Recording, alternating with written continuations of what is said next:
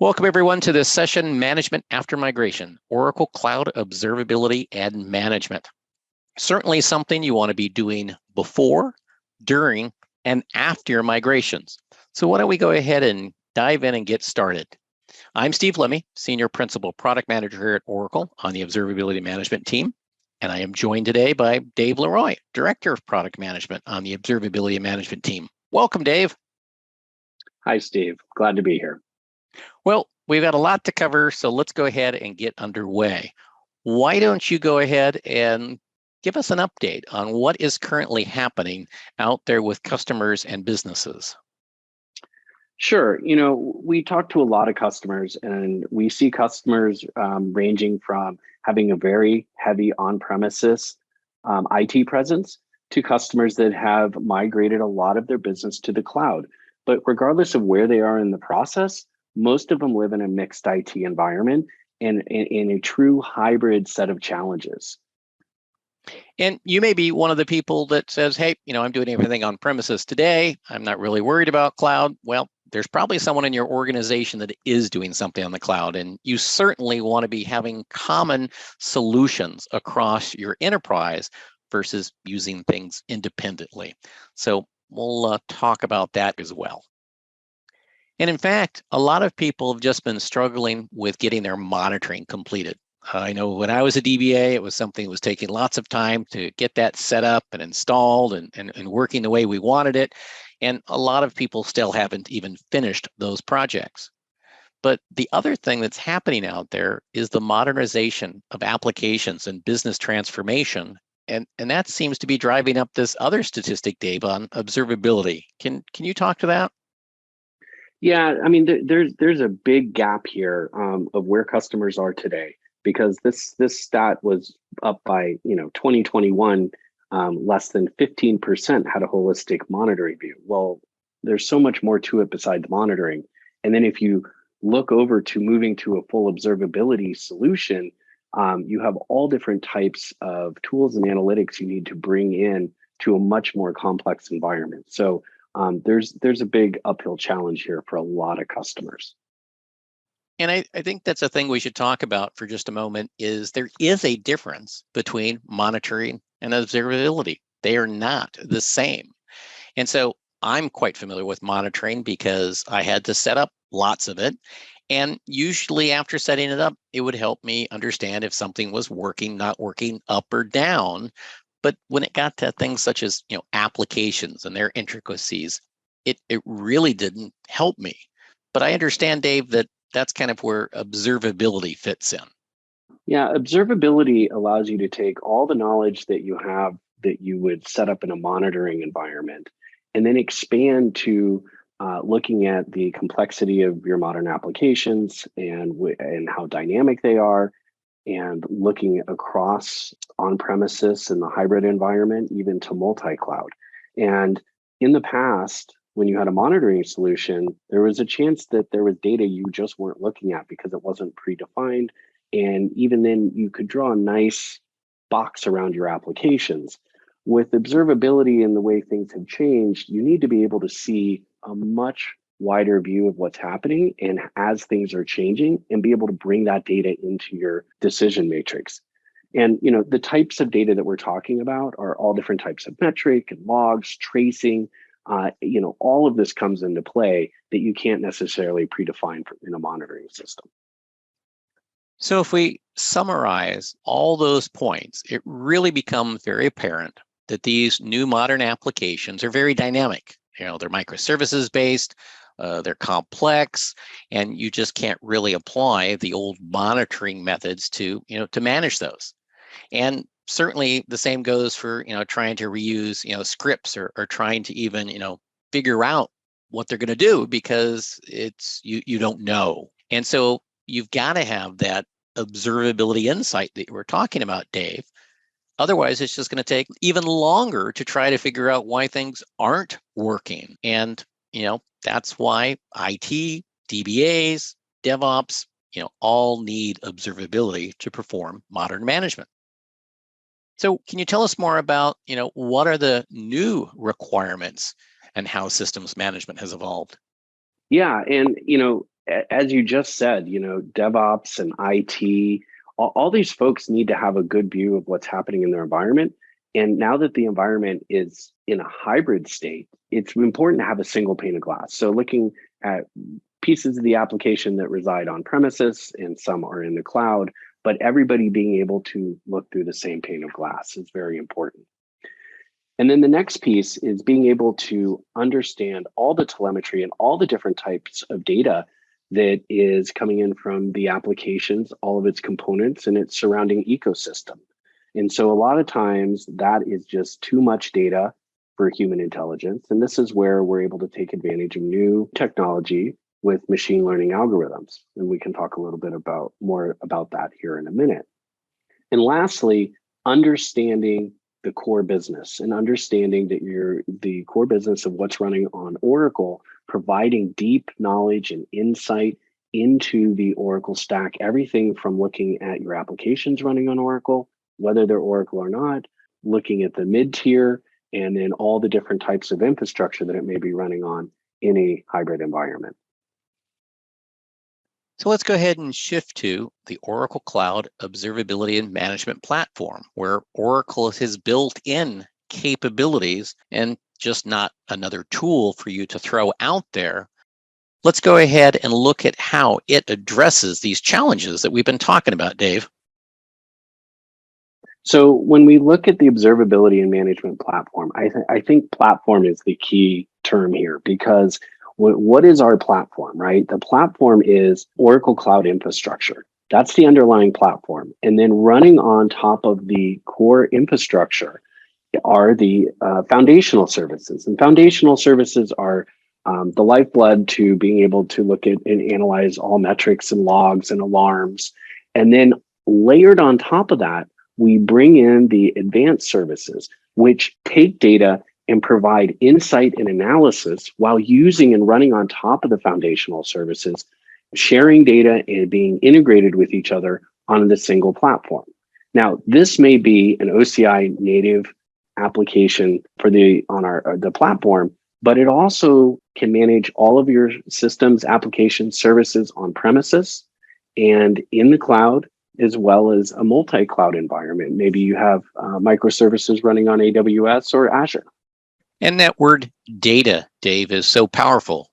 Oracle, being a leader in data management, has also done the hard part of bringing together all those different data types and telemetry data together. And that's something that other vendors are unable to offer. So that's actually another reason why the platform adds even more value. So, just to kind of drill down a little bit further into this, what is it that people are trying to do? They need to look at their environment. They need to be able to answer hard questions. And how do they get the answers to these? So when you look at kind of a decision tree or a process that you need to go through is, well, how are my applications behaving?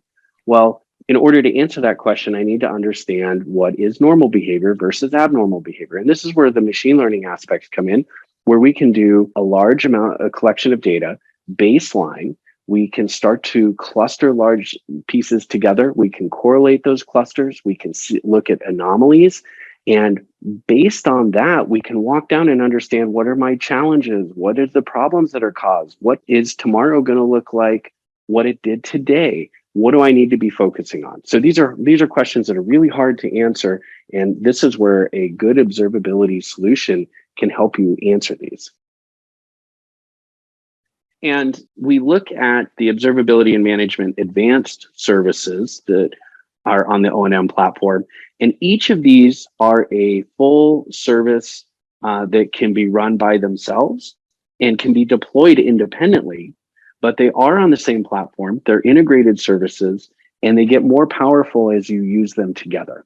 And so whether you're looking at applications, the stack that the applications are running on, the database components, or all the logs underneath everything, all of these come into play as part of your observability solution. And then also looking at a long-term analysis through operations insights and getting analytics and insight into the data that you're collecting. So, Dave, while we could probably spend several hours on each of these individually, we're talking about the subject matter of migration. So what I've gone ahead and done is I've put together some generic use cases of common things that are happening when folks are doing migrations. So let's kind of walk through and just overview how some of the observability and management services, help our customers, whether they're preparing for their migration, performing their migration, or it's after the migration. How about that? That sounds great. Let's break down each of these. So first off is often it's application that's being migrated, not just a singular database, for instance, but an application that has many components, including a database. And so really it's best practice before you're migrating is to understand what is that overall user experience where the application is currently running today. There's obviously been, performance tuning and a lot of hard work to have it actively working at that level. But after you migrate it, you need something to compare to. And so certainly you want to get that measured before you move over. And the APM, or the Application Performance Monitoring Service, can help you do that. So once you migrate, then you need to understand the performance post migration of your application. And beyond just the performance, now it's running on a completely new infrastructure. And so this will give you quick insight into how it's running and any nuances in the new system, the new infrastructure that you want to take a look at. And then you also want to make sure that you have a solution going forward, not only just for this application, but for other applications. And this is where APM has a full set of solution services to look at all transactions, look at all end user activity, and give you customizable views that are interesting for you. Okay, now again, before we migrate, you may have actually something that's happening in your environment that you may not be even aware of. And that's a risk to your migration. The last thing you want to do is to encounter that during your migration. In fact, when I was performing them as a DBA, we would literally practice months on end to make sure our migrations went off without a hitch. And so in this case, you can utilize the logging analytics service to go survey, all of the log files from that existing application that you're moving or the different components of it to make sure there's not something hiding out there. And often we've heard customers say that, yeah, hidden in a log file, there was some type of password that had expired or some other thing that had just gone unnoticed that could completely derail your migration. And this is incredibly powerful. Post migration, you're going to be able to analyze all the logs that are now being generated both at the cloud infrastructure level, as well as the data tier, the application tier, and all of these are going to give you insights to performance as well as any, quick analysis of any root cause issues, and really give you comprehensive awareness of the application and its behavior. Now let's talk about some scenarios after migration. You've done that migration, you've gotten it over.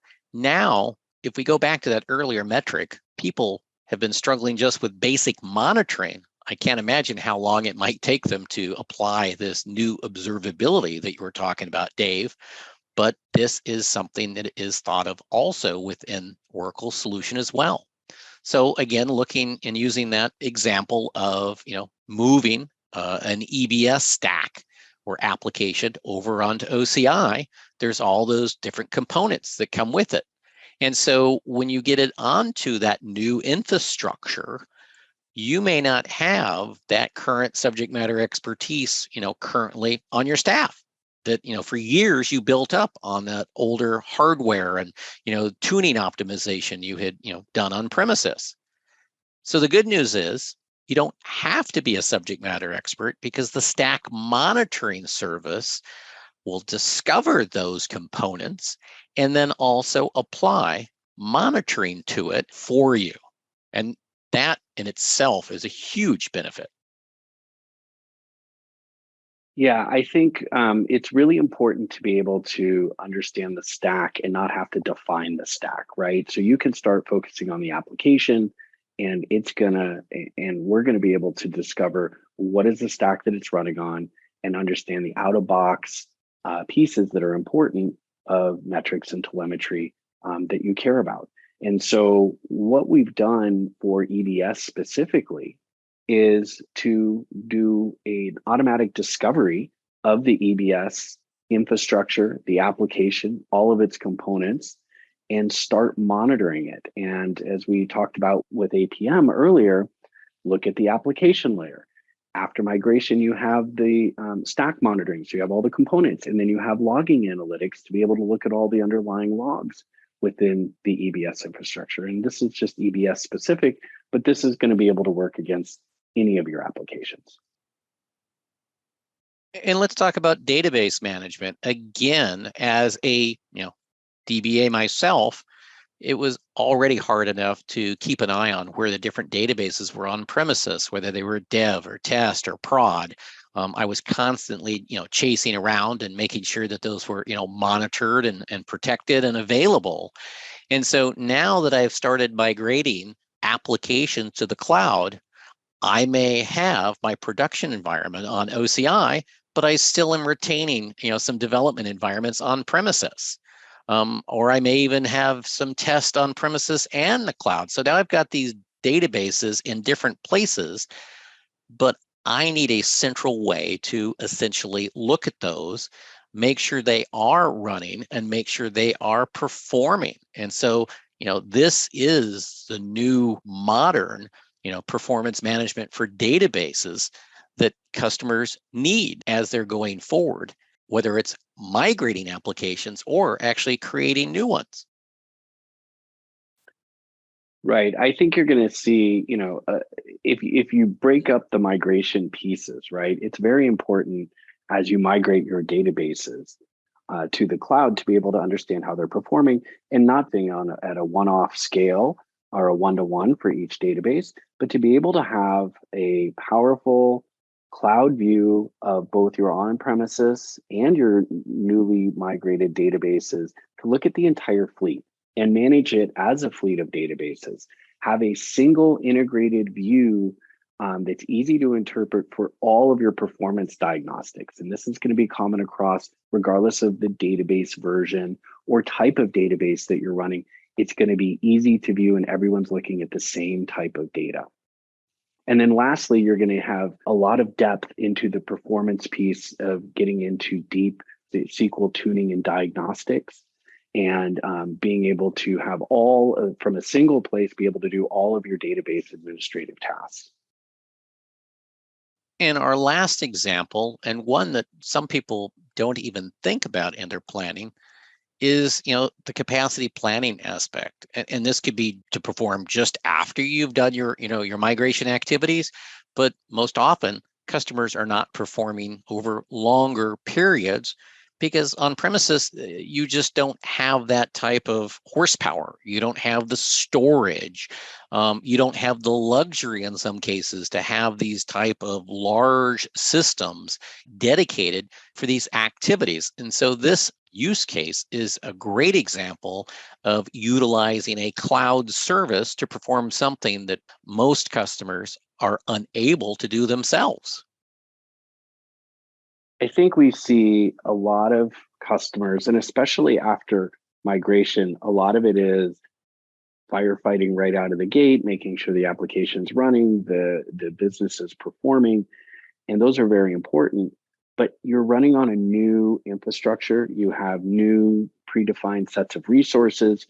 This is where taking advantage of something like Operations Insights gives you the forward-looking view. Now, the nice thing about this is the forward-looking view is based on up to 25 months of looking in the rearview mirror of data. So you're able to make forward-looking views and decisions from a capacity perspective based on long-term usage and data. Now, post-migration, you'll start to build that data, but the ability to have accurate long-term analysis, as you mentioned, Steve, can be very costly and unreasonable for a lot of people to try to take on. And so this is where we've done that for you, and you're able to take advantage of that by bringing this data into these cloud services and looking at long-term capacity and then long-term SQL performance, right? Looking at systemic issues, looking at high cost SQL that runs, for months at a time. So these are very unique views that most people aren't able to see today. And I think one of the unique capabilities here is that data can come from your existing enterprise manager repositories that you have on premises, harvest that, and combine it now with that new telemetry data that you are collecting on OCI. That is so powerful, being able to have a view of both and bring those together and do your analysis. So obviously, Dave, there's a lot of other examples we could go through in relations to, migrations or just modernizing management. But we don't have the time to do that today. So let's go ahead and start to conclude our presentation and provide some folks some resources where they can get some additional information on the observability and management solution. Here is one from the Enterprise Strategy Group that is available out on oracle.com. And it's certainly one that provides more information and a technical validation of the solution. And I think this is important because it looks across all the different services. It looks at the observability and management platform as a whole. It's a very good resource to look through. And there's some really exciting examples of what customers and partners are doing with Oracle Observability and Management. And here are some examples and some names to look at their success stories further on oracle.com. And then finally, we've got a number of resources for folks, Dave. So why don't you go ahead and wrap us up with those? Well, and as we've talked about today, the observability and management platform covers a wide range of services and has a lot of capability. And though we were focusing on the migration story, I encourage you to look further into the observability management platform and services through all these different resources. So starting at oracle.com, you can go to /observability and look at the full observability services in depth. We have a whole series of videos where you can walk through kind of how to get started to, solution-based issues and how to solve them. We have a rich set of blogs available. And the blogs are written by partners, by product managers, and by developers who focus on our SMEs in these areas. And then lastly, we have a very powerful set of documentation, both online and in the product. So I really encourage you to look further with these resources. And I think the last thing here is because these are cloud-based services, we've made it really easy for you to try out the technology.